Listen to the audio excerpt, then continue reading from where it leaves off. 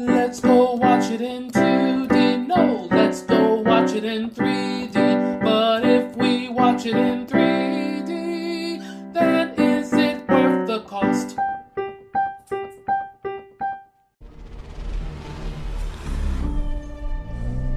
I have to kill you. I will, because I'm a Viking. Hear that? I'm a Viking!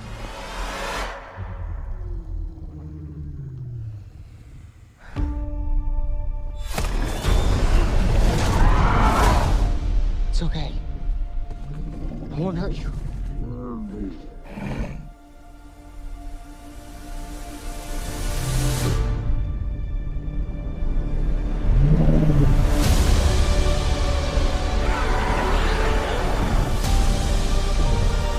Maybe they're not as bad as we think they are. In case you forgot, our parents' war is about to become ours. Figure out which side you're on. Hello, hello, hello. This is Adolf, and I have with me Jacob. Hi, everybody. And Classic Jake. Howdy, folks. And today we are talking about the new How to Train Your Dragon live action released in 2025. Now, Jacob, you did the review for us. Now we all have watched this in 3D. I actually watched it today. Earlier today, as we're recording this on June 15th.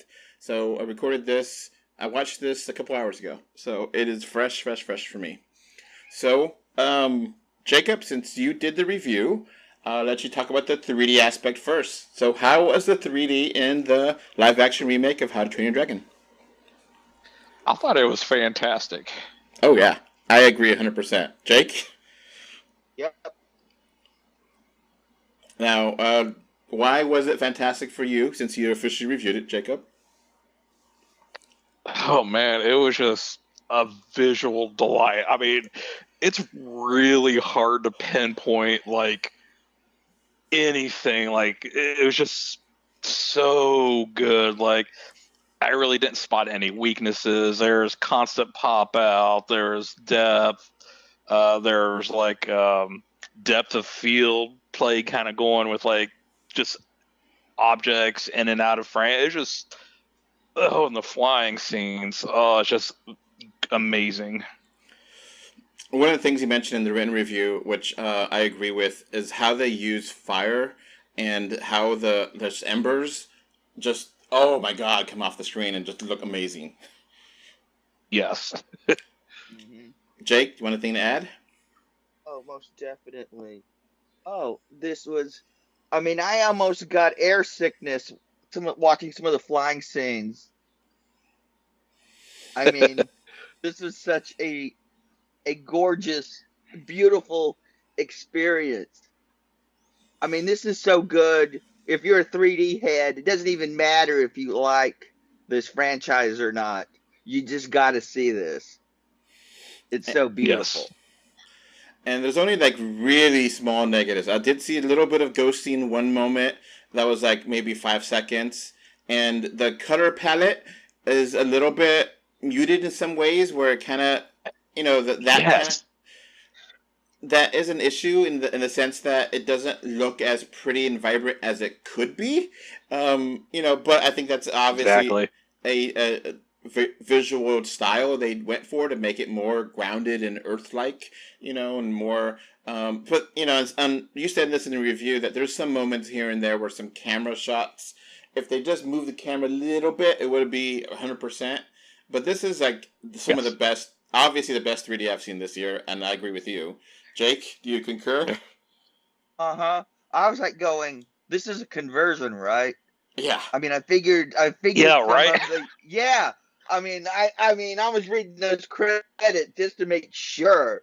I mean, because I was like, damn. I mean, and the things we're saying negative are such nitpick. I mean, we're having to dig to find something that this is perfect. I mean, well, the scenes of the boats in the transition of like the boats in the fog, when it's just the fog, it's flat, but it's fog, so it has to be flat. That's Yeah. like the only negative. That's not even a negative. That's a minor. And Nitpick. and one of the dinner scenes, Astrid looked a little cardboardy for like a microsecond, and I thought that was a lighting issue. I mean, we're It could have nitpicking been. here. Yeah. We're nitpicking to the point. It's, I mean, this it's down to the cinematography, I guess. Yeah. Like the lighting. Mhm. But this is, Exactly. I think this is the strongest live action 3D since Avatar Way of Water. Not quite to that point of perfection of Avatar Way of Water, but considering that we're comparing it to that highest of highs, this is phenomenal. And this is absolutely must watch in 3D. So, Jacob, your review score was 9 out of 10 with editor's choice. It's just barely on the edge to not give it perfect. And I agree 100% with you. Jake, do you agree? Yeah. But if you I technically said, if you gave it a 10, I wouldn't argue the point. I'd probably I technically would give it a 9.5, but since you don't do decibels, yeah. So yeah, it went down to a 9. It's right on that knife's edge, and just nitpicks of to stop it from being perfect. But if you absolutely pay for this in 3D, and this is a treat. It looks beautiful, and 100% watch this in 3D. And so that's going to be it for the 3D section. Now let's get to the movie itself. So this is essentially the same movie as the animated version of the movie. The animated, was it 2017 or 16? I forget the year it came out. 2010. 10. Jesus. Okay. Yeah.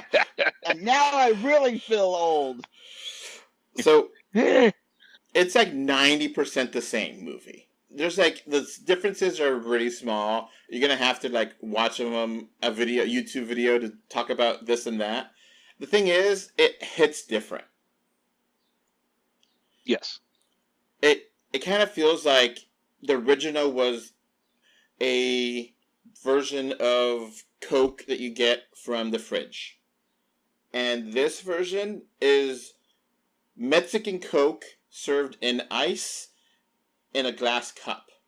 It's essentially the same thing. It just hits so much better. That makes sense to y'all? Yeah. I thought you go with the new Coke. No. Comparison there, but I mean, yeah, I guess I would say this is more like 2-liter Coke versus like I guess it's been years since I've seen the original, so I would say the original will probably be considered Mexican Coke. To me, it's more like Mountain Dew and Baja Mountain Dew. Regardless, it's the same thing, and it is the same thing, but it hits different. I saw it a little differently. This version, and I think they did it this way because to minimize the CG dragons, this is more of a father and son story than it is a boy and his dragon. Yeah. Yeah. And inherently, I guess we could talk about the story.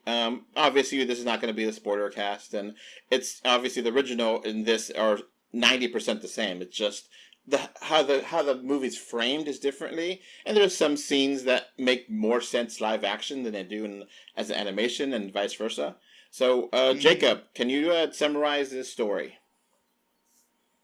Yeah, I mean, it's the first movie all over again. Well, yes, but assuming you didn't see the first movie, what is the story behind How You Train Your Dragon movie? Okay, so essentially Hiccup is the village, I won't say idiot, like the village... Outcast, dork, nerd, whatever. The pariah, I guess. Anyway, he's really wanting to prove to his dad, the village leader, that I want to be a warrior. I want to be a dragon hunter. And during the opening action scene with the dragons attacking the island of Burke, he inadvertently manages to get a Night Fury dragon, which turns out to be toothless, but nobody believes him. And his dad decides to go out to sea again to try to find the source of the dragons, like the hive, I guess. And meantime, he is putting into dragon school. And while he's in dragon school to try to become a warrior, he finds Toothless, and he doesn't kill him. And he befriends him and kind of and you get it's like a taming the wolf story. Yeah, you tame the wolf story. That's it. Yeah. Yeah, and you get a better sense of how dragons are not just evil monsters; they're animals, and exactly that they have feelings. And it was interesting. I feel like the animated movie, they're more like cats, where in this one they're more like dogs. To me. Yeah. Exactly. But still, the dynamic of, is the father proud of his son, and is, the lifestyle that this island people are used to of killing the dragons, and the dragons, terrorizing them, which is all, honestly, it makes sense, the dynamic, and you get to know the characters, and you just follow Hiccup on his adventure, and it's essentially the same movie, but it just hits different because it's live action, and the live action here, special effects are fantastic here. Yeah. Will it be nominated for Best Visual Effects Oscar? Maybe. They are pretty good. It's not just the dragons. The dragons look fantastic, but how they incorporate things, it just really made it feel like it was a live environment. How, like, they would destroy wood, and it would look like it actually was, done in a way that was shot to be destroyed. And, it just gave a real organic feel to what you're seeing, and made the stakes higher because you actually had the real sense, oh, these things could actually be real life because they are real life, so things can be destroyed, people can die. And it hits different than the animated movie of this. But it's essentially the same thing. Yeah. Jake, do you want to have some input on this? Yeah. And I guess we should talk about Gerald Butler. He's probably the most accurate conversion from animation to live action I have ever seen. Well, that's because he voiced the character of the original. I know, but visually, he looks. I mean, the visual element is like, oh my god! I was like, this is like a cool, like he was in Cool World and stepped into the real world. Yeah, fair enough. I mean, I've never seen anything that close of a translation. And I think his performance, it was even better. Yeah, I mean, because voice acting's hard if you're not a voice actor. And, he was really good as Stoic in the original films. But, I mean, here, he could actually act. He has the physicality. He could touch scenery. He's not just doing all of his stuff in a voice. It's a physical performance as well. And and there was more of a sense that he loved his son, even though he was disappointed in him. And then you could hear his pride, his disappointment. I mean, the whole range of emotions. And it was not played so much for comedic effect as it was in the animation. Yeah. Yeah. And the cast here, I really like the cast a lot. I think the younger actors are solid, very good, but I think the older actors, they really hit it up, and they are fantastic. You said Gerard Butler, I 100% agree, and I'll even say Nick Frost as Gobbler, he hit it up. Oh, God, he was awesome. Yeah. Yeah, it took me a second to realize, and I looked over at my best friend, who I was seeing him with, and I'm like, is that Nick Frost? And he's like, yeah. Like, it took that long to realize that it was Nick Frost. He was really good as Gobbler. Is that his name? Yeah. Yeah. But how they're able to use his, how they're able to use different limbs being taken off the characters really hit home that there's consequences. And, you know, that was part of the original as well, but actually seeing, oh, he has a peg leg, or, you know, for Gobbler, multiple different arms and such, it kind of hit differently. Yeah. Yeah. And it was great for physical Yeah, it comedy. Yeah. You mentioned cinematography before. I'll definitely add to that. It definitely is a beautiful movie in how it's shot. And it's the scenery is gorgeous. But it's the color grading that it kind of does a Wicked where it should be more vibrant and it's just more dark. It's not saturated enough. Yeah. It has that brownish earth tones like you kind of mentioned. Yeah, and it doesn't help that 3D darkens, too. Yeah. Right. Now, the younger actors here, I like them. You know, I kind of feel like they were good enough and enjoyable, but I kind of feel like they weren't as good as I would have wanted either.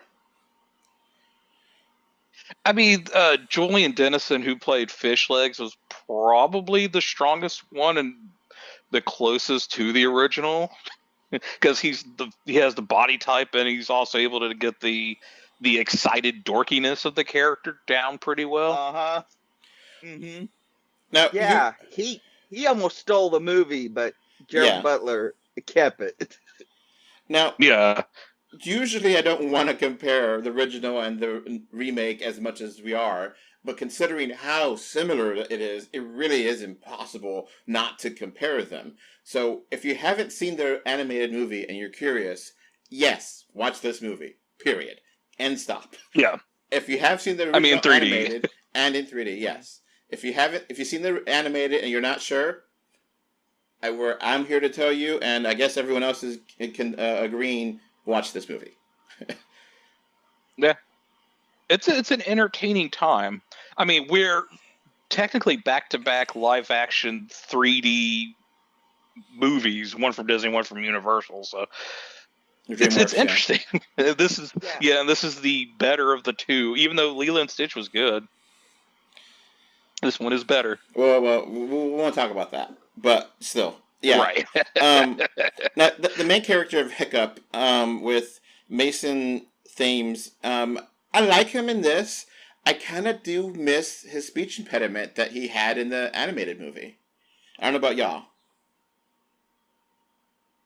I forget about, did he have an impediment? I thought it was just the accent that Jay Baruchel had. Because, I always... Like I said, it's been years. I got the thing is, people are really sensitive to speech impediments. Yeah. Especially with the way certain segments of our media were making fun of our former president. Yeah, I understand that, but having the name be Hiccup and having that really kind of gave a good sense to the character, and it was a little bit missing for me. But overall, the action here is fantastic. It really has a great sense of place, and you get a real sense that you're there. And the cinematography with the aerial shots, wonderful, beautiful. This is really great to watch. How they're doing this. So I guess we'll wrap up. And the set design. Yeah, set design too. The set design's great too. The sets overall are, they look like they actually built the town. It's not like they, have CG towns or anything. It looks like they actually built this place, and I hope they did. And I hope they did, and they left it so we could visit it. So it'd be like Popeyes. I mean, I don't know if they kept it up. I mean, they're making the sequel, so they should keep it up. It's in Ireland, so why not? Yeah, exactly. And Ireland is kind of a character into itself, that how beautiful the scenery is. When we do get, regular colored, saturated, I know what they're trying to do, but that's, whatever. But when you do get the shots of the beautiful landscapes, it's like, oh my God, it's gorgeous. Mm-hmm. All right, so let's wrap up the here. Forests and stuff. Jacob, since you did the actual review, what is your score for the movie itself? 8 out of 10. You know, Alright. it's a fun time. It's proper. All right, Jake? 9 out of 10. I will agree with Jacob, 8 out of 10 as well. And that's going to be it, unless you're a patron. If you're a patron, stick around. I'll talk about my 4DX experience, which is pretty interesting for this movie. Bye. Bye, everybody. Bye, folks. Before this podcast wraps up, I want to thank my super VIP patrons. Thank you, Alex Folk, Gravity Head Zero, and MK Ultra. So I got one quick thing to talk about. We have a merch store. Woohoo! We got t-shirts, we got tote bags, we got magnets, we got stickers, we got a little bit of everything. Woohoo! At this merch store, 3dr2d.com/store, you'll find many original designs and affordable prices. That website again is 3dr2d.com/store. Woohoo! You can find 3D or 2D on Facebook, X, Blue Sky, Instagram, YouTube, and more. Just look for 3D or 2D. Thank you for either watching or listening to this podcast. Bye! Bye, everyone. Bye. Bye, everybody.